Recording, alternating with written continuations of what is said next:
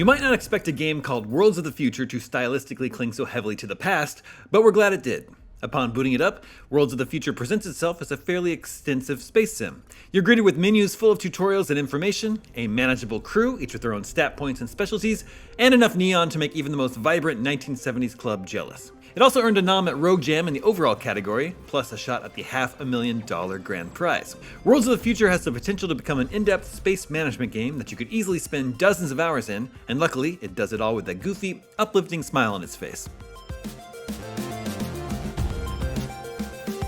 As you might expect from a game that's crushing at Rogue Jam, Worlds of the Future is a joy to look at. You won't find any gritty, ultra-realistic depictions of space though. Instead, you're instantly met with a goofy character creator and absolutely zany music. After you've crafted the perfect pilot, the fun doesn't stop as you're transported to the bridge of the mothership, which could easily double as any sci-fi B-movie set from the 70s. It oozes style and sets the tone for the type of adventure you're in for. Think of an easier-to-manage EVE Online set in a groovy No Man's Sky world with hints of Futurama, which developer Moonman Games credits with inspiring the game and its title. This humorous theme continues throughout. On the first and only mission in this short demo, you'll get to ride in a space shuttle, which also happens to be fully customizable, through a reimagined version of our own solar system. All along the way, Worlds of the Future does everything in its power to distance itself from what a game like this should be. Every character you encounter has a funny face, the dialogue is lighthearted, and when you complete a mission, your captain does a dance we feel encompasses the joy everyone should feel when accomplishing even the most basic of tasks.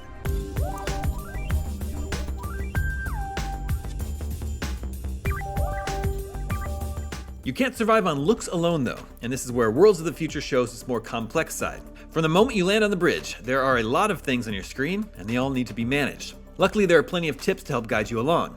According to the splash screen, this demo takes place about halfway through its campaign, so it's understandable that it might feel a bit overwhelming at first.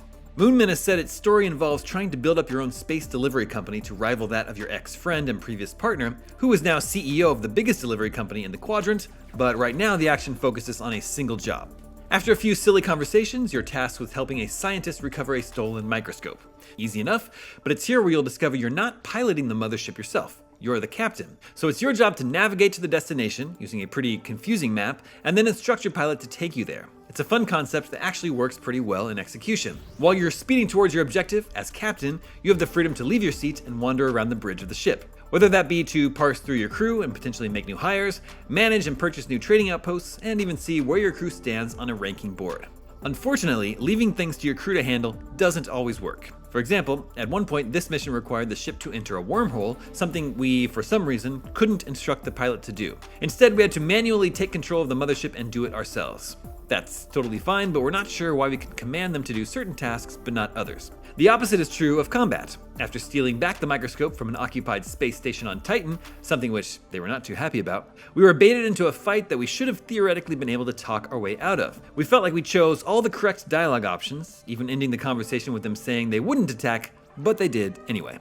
It was at this point where we realized that being the captain and barking orders just wasn't going to cut it. You do have the option to give commands to your flight crew to take on your opponents, but it leads to a pretty confusing combat encounter. When under attack, you can order your crewmen to perform various tasks to take down the enemy.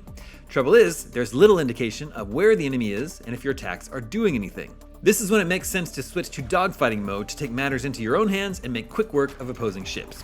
You can also take them on in your smaller space shuttle, but it's kind of a disorganized mess at the moment as far as being able to tell where your enemy is, so we opted to stick with the mothership. Worlds of the Future, to put it bluntly, could have a bright future. The systems involved will remind you a lot of what you'll find in a theme park simulation game. With various factions, standings, trading systems, and crew management, there's a lot going on. But from what we can tell, getting into the nitty-gritty isn't fully required, and there's still some fun to be had if you're just looking for an upbeat space adventure. We can only imagine such an ambitious development team could really take things into the stratosphere with quality of life improvements, VFX and art upgrades, and more polish should they take home the prize at Rogue Jam. The visuals, while eye-popping, could still use some work, but overall, it's a solid experience that has the potential to become a satisfying, goofy adventure.